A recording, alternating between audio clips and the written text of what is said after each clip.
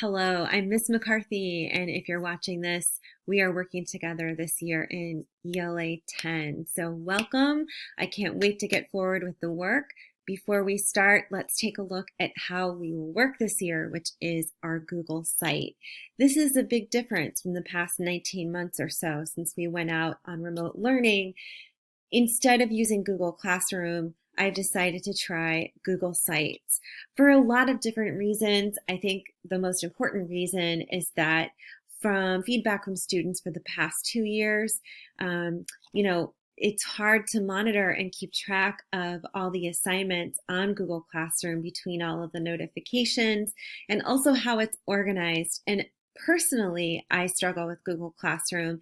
I'm a visual learner and I like to see things organized in a very clear way with some visual strategies to help me. So I hope this is going to work. Let's try it out. Let's experiment. We're kind of in new territory here, coming back from hybrid learning, online learning, remote learning, all this stuff, right? And so as we navigate our way back into the classroom real time together, let's try this and see how it works. So for the next few minutes, I will show you the ins and outs of our Google site. Please take notes or return to this video throughout the year. If you're new to class beyond the first day of school, definitely a good place to start. So this is our first page, our landing page of our Google site. If you want to use the table of contents, great. Just click on one of these links. It'll drop you down to the bottom where the resource is. If not, just scroll down. At the top, you do find a button for our current unit. Obviously, it will change as we move through the different units. And you can also find that up in our navigation bar up here to the top right.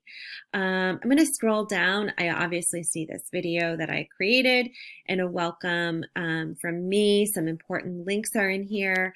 This is a really important part of our Google site. These are our do nows, right? So to the left is a running record of all the do nows that are assigned. We'll have a do now at the beginning of class for the first 5 or 10 minutes.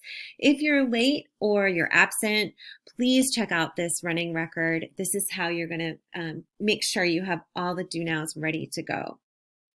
The pretty cool thing here is that you can actually submit your do now right within this first Google site for our class.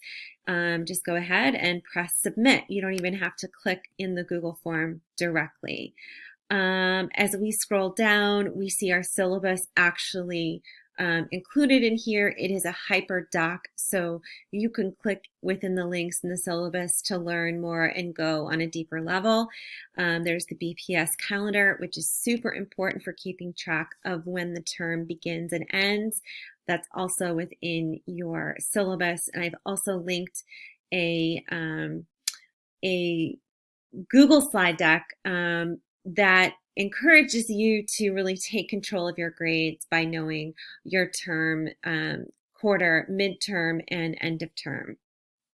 As we head up to our navigation bar, you're going to click on handouts and videos and try to do this with me if you can, on a phone, or press pause and try to do this on the Google site so you can get familiar with it. Like the first page, there's a table of contents. You can either click on those links or scroll directly down. So this describes why or how I'm using handouts. Again, I think we're each coming back into this new learning space, having been out for a long time, with different strengths and preferences.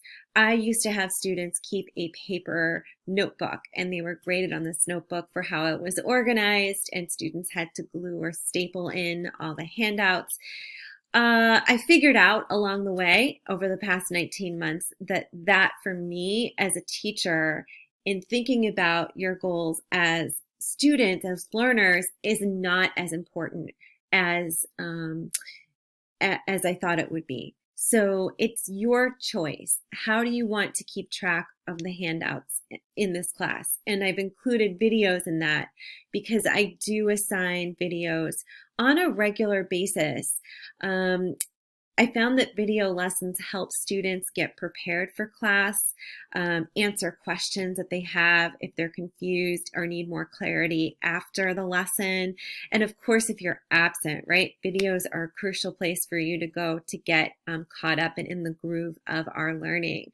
So videos will often be assigned before a class. They'll give you a brief mini lesson so you can come to class knowing some stuff, and we can jump right in and work more efficiently and quickly to get to our learning goal. So get used to videos. I include that with our handouts. If you are a paper person and you like to keep track of things in your hands, then what you'll want to do is grab a paper copy of our handouts in the classroom. I will make some available for you to have. Keep track of your handouts, glue them, staple them in a notebook, or put them in a binder. If you are not that kind of person and you're like, I just want to try to do this digitally, then you are required to be able to access these handouts in class on your Chromebook. So please bring your charged Chromebook to class, which I encourage everyone to do every day anyway. And you will be, expected to know these handouts and videos from our Google site digitally. If I scroll down, I see a Google Doc that I can actually click into or just scroll down within the Google site that lists all of the handouts and videos assigned for that week. And so here it is right here. These are not your only assignments for the week. This is just a running record of the things that I give you or the videos that I want you to watch. You can either just dig into it right here. If you're a visual learner and you want to see it visually laid out, you can see it laid out right here. So it's your choice if you want to stick up to the record or below. All right, so I'm going to jump over to the right-hand side, navigation into our current unit. This will be updated regularly as we move through our units. Let me just publish this so we can get to see it from how you see it a little bit better. So our first unit is the growth mindset unit, and as I click into here, I see that it's 4 weeks long, and I can either click on these hyperlink weeks right here, or I could go up to the navigation bar and click on the weeks up to the right.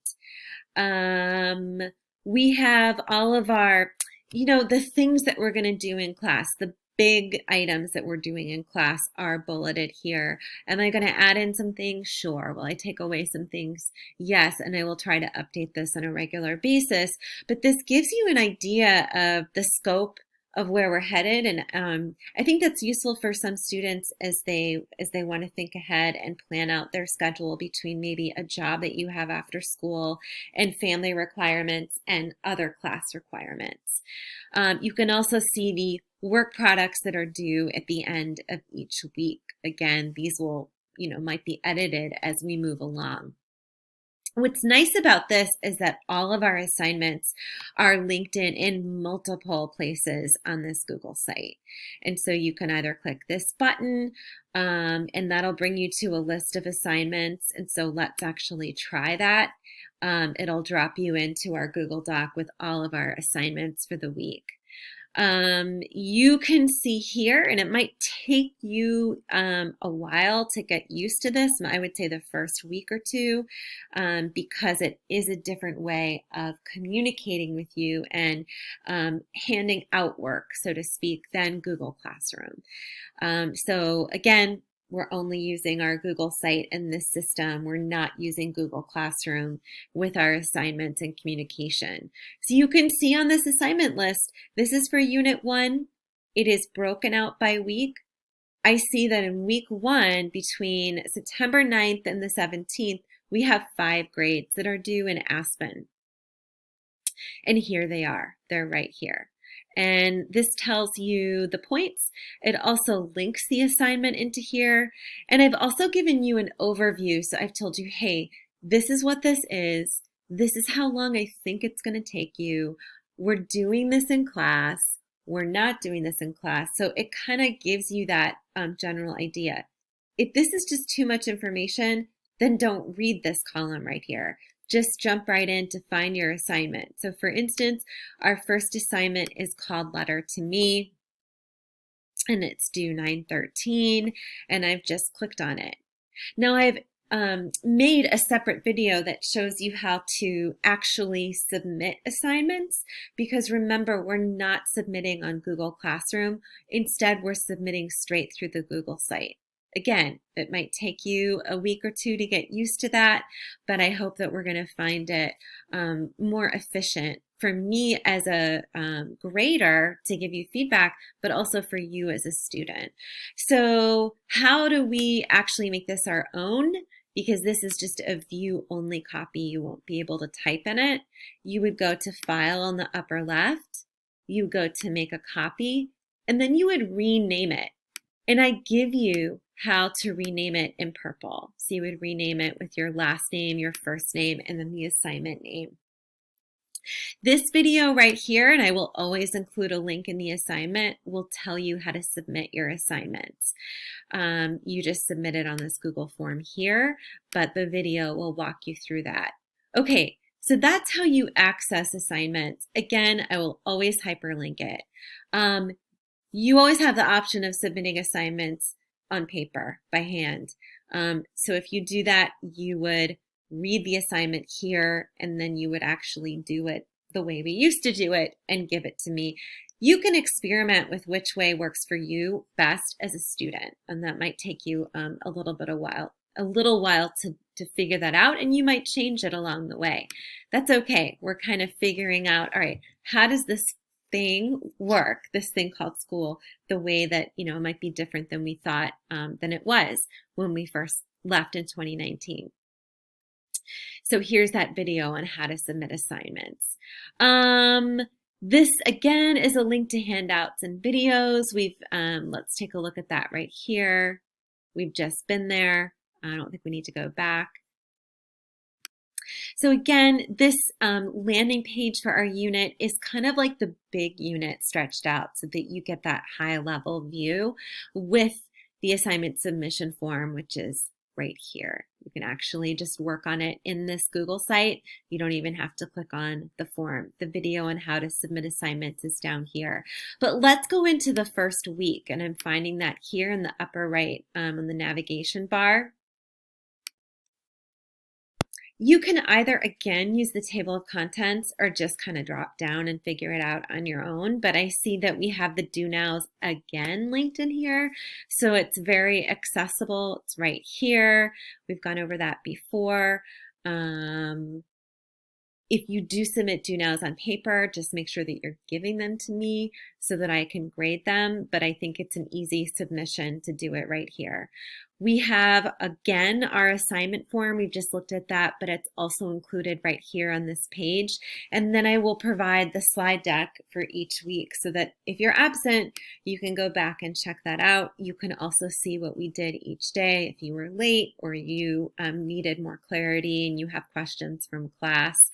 And then here would be, we've looked at this before, but our running record of handouts and videos for the week. Let's scroll down to see assignments for the week. So this is just the place where each assignment is linked in, right? So a lot of places to submit assignments, which is bringing you up to this form right here. It's just linked in a couple different areas. And then the first assignment is right here. But if I want to check it, right, against our assignment list, then I would go right here back to our overall assignment page, and this is going to be very clear. Remember, it says right here 5 grades that will be in Aspen for this first week. This one, this one, this one, this one, and this one. Let's go talk about these grades at the end. Each week I'm going to have a success criteria reflection, which is just a few questions for you to think about and to respond to make sure that you're looking at that standard for the week. And in your view, have you met that standard? Have you met your goals towards that standard? Included in that will be where are you with the do nows? Have you done all the do nows? And that is 25 points for you doing that, reflecting, and then 25 points of me saying, okay, where are you at against my benchmark of your learning against the standard? So that's what this is. And then, of course, the do now. So a lot of these assignments, if you're in class, right, you're getting credit. You're already, you don't have to do it again. You're doing the do nows. We are working on this in class, and this tells you that right here. We're looking at the syllabus together in class, and then you might have to go back and look at it again on your own if you need more clarity or time. So just a quick review, here is our class website. The navigation bar is I think the best way to do this and to move through it. You'll find that links are included in multiple places to be easy, right, for you to, for instance, get to our current unit very quickly. I think the most important part would be the do nows, which are located on that first landing site. And again, we have in our current unit, if you click on that button that says current unit, we have a place to find our do now again here, as well as our assignment submission on our current unit site. So I would say where you're living the most would be this current unit site. And again, you find this through our main site right here. So I hope this is helpful. Again, it's new territory. I think it's going to be a better record of where we're at. I found that before students would say in the middle of the semester or the term or at the end of the term, like, I don't know what my assignments are. Can you give me an assignment list? And we already have one right here. So everything is laid out. Let's try it. I look forward to this year. Thank you for being here with us. It's going to be a good year.